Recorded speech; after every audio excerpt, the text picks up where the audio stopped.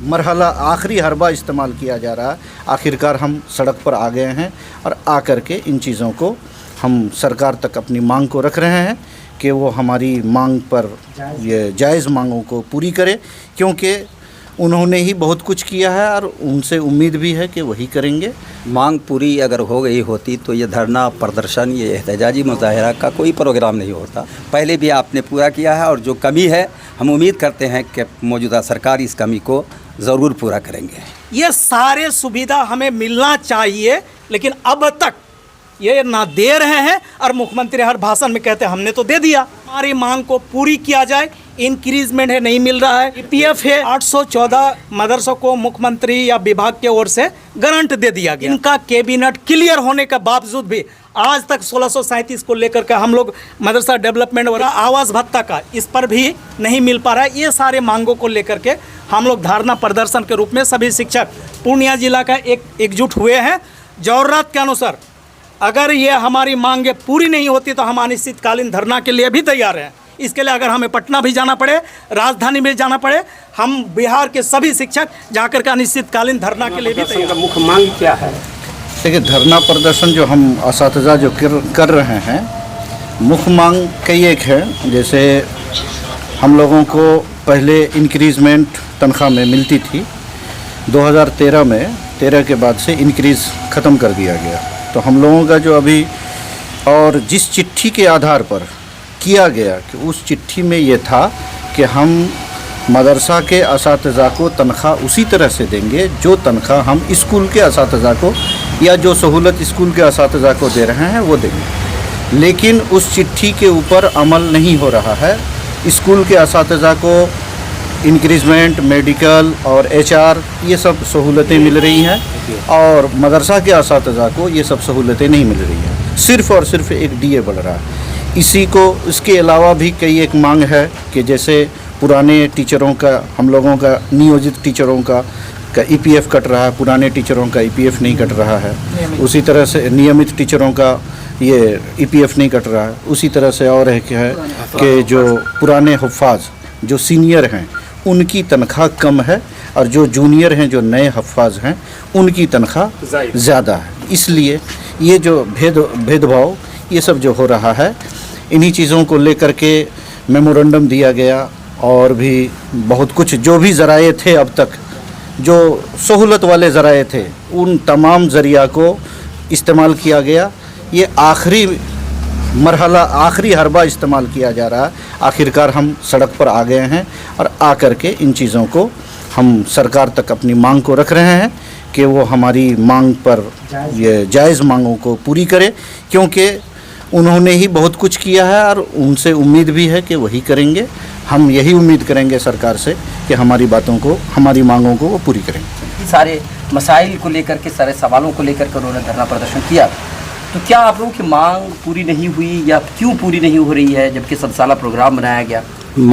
मांग पूरी अगर हो गई होती तो ये धरना प्रदर्शन, ये एहतजाजी मुजाहरा का कोई प्रोग्राम नहीं होता। कोई भी मांगे अभी तक बरूबेकार लाई नहीं गई है। लिहाजा आज के इस धरना और प्रदर्शन से हम हुकूमत के सामने इस बात को मीडिया चैनल के ज़रिए पहुंचाना चाहते हैं कि टीचर के जो जायज़ मुतालबात हैं, जैसे अभी बताए मौलाना ने, ईपीएफ का मामला, पुराने हुफ़ाज़ का मामला, उसके बाद पेंशन ग्रेच्युटी का मामला, मुसावी बरात का मामला और उसके बाद मेडिकल हाउस रेंट का मामला, यानी हर वो सुविधा जिसके तहत सरकार ने पहले ही घोषणा कर चुकी थी कि समान वेतन हम स्कूल जैसा मदारिस के असातिज़ा को भी देंगे, लेकिन उससे महरूम है। लिहाजा हम आज इस माध्यम से चैनल के सरकार के कानों तक इस बात को पहुंचाना चाहते हैं कि हमारे जो जायज़ मुतालबात हैं उनको जितना जल्द से जल्द हो पूरा करें। पहले भी आपने पूरा किया है और जो कमी है हम उम्मीद करते हैं कि मौजूदा सरकार इस कमी को ज़रूर पूरा करेंगे। जी, मदरसा शिक्षकगण शुक्रगुजार हैं कि आप लोगों ने आए और हमारी बातों को उठाने की कोशिश की और उम्मीद है कि यही एक ज़रिया है जिसके ज़रिए से हमारी बातें सरकार का कान तक पहुँचेगी। चूँकि आज तक हम लोग हर एतबार से, हर तरीके से, हर रूपरेखा को फॉलो करते हुए हम लोग आज से नहीं लगभग 3 साल 4 साल से अपने मांगों को लेकर के परस्पर लड़ रहे हैं। लेकिन पता नहीं क्यों कि हमारी बात शायद कि सरकार तक नहीं पहुंच रही है या हमारे जो मुस्लिम लीडरान है कि इस बात को हमारे मुस्लिम लीडरान भी सरकार तक नहीं पहुंचा रहे हैं, जिसके कारण अब तक हम लोगों के मांग पूरी नहीं हो पा रही है। सरकार तक नहीं पहुंचने का तात्पर्य यह है कि इससे पहले 2011, 12, 13 की बात करें, पीछे वक्त की बात करें, कि यही मुख्यमंत्री जिसे बिहार में विकासशील पुरुष के नाम से जाने जाते हैं, आदरणीय श्री नीतीश कुमार जी, मदरसा शिक्षकों के हर मसले को हल उन्होंने किया, बाज़ाब्ता फिक्सेशन भी किया। 11 to 13 का एक मामला था, उसमें भी फिक्सेशन करके मदरसा टीचर के जो समस्या थी उसको दूर किए, और इंक्रीजमेंट पहले था उनको ब्रेकेज कर दिया गया।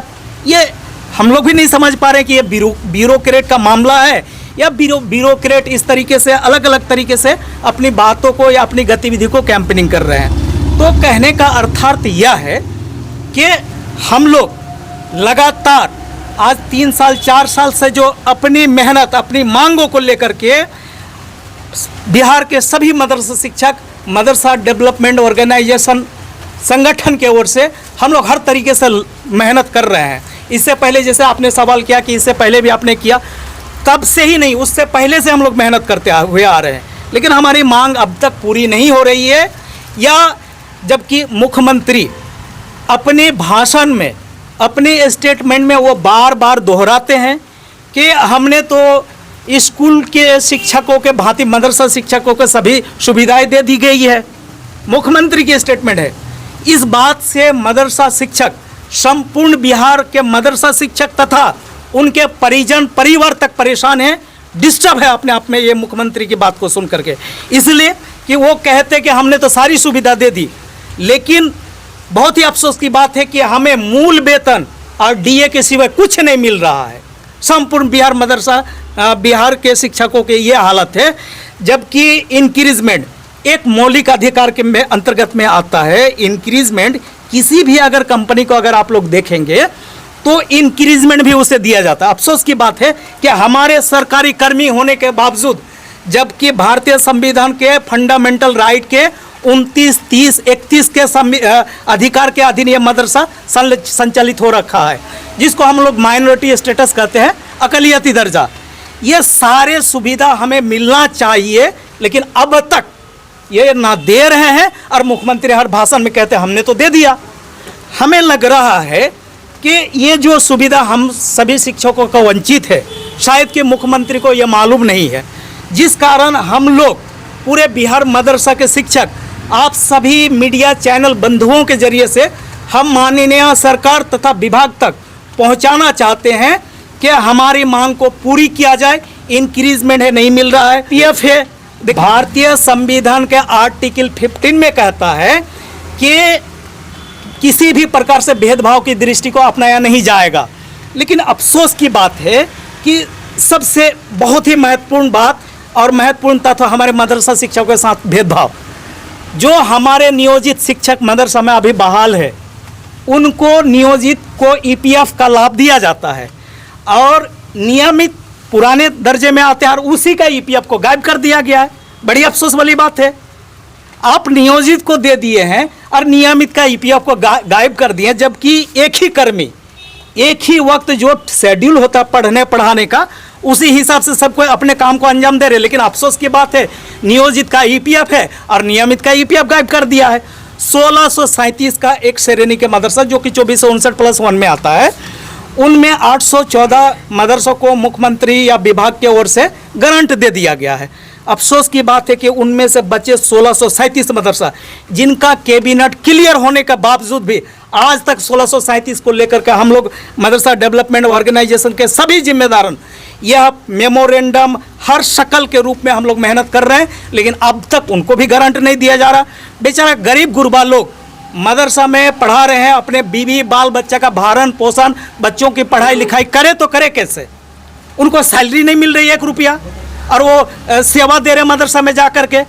अब देखिए कि सबसे अफसोस वाली बात है कि एक हमारे पुराने जो हुफ्फाज है, जो नियमित का श्रेणी में आता है, पुराने हुफ्फाज को नीचे गिरा दिया और नियोजित को ऊपर कर दिया। ये भेदभाव तो अलग सी बात है, लेकिन इसको हम ब्यूरोक्रेट का जो मैनेजिंग सिस्टम कह लीजिए या विभाग का जो मैनेजिंग, ये बहुत ही असंतोषजनक है हम लोगों के लिए और बहुत ही डिस्टर्बेंस वाली बात है कि पुराने जो नियोजित शिक्षक है हाफिज़ की सैलरी ज़्यादा और नियमित को गिरा दिया। कभी आप लोगों ने सुना है कि नियमित का गिरा दिया जाए और नियोजित का आगे बढ़ा दिया जाए? इतने बड़े भेदभाव, आवास भत्ता का इस पर भी नहीं मिल पा रहा है। ये सारे मांगों को लेकर के हम लोग धरना प्रदर्शन के रूप में सभी शिक्षक पूर्णिया जिला का एकजुट हुए हैं। जरूरत के अनुसार अगर ये हमारी मांगे पूरी नहीं होती तो हम अनिश्चितकालीन धरना के लिए भी तैयार हैं। चूँकि हम तंग आ गए लड़ते लड़ते, हमारी बात मुख्यमंत्री तक नहीं पहुंच पा रही है।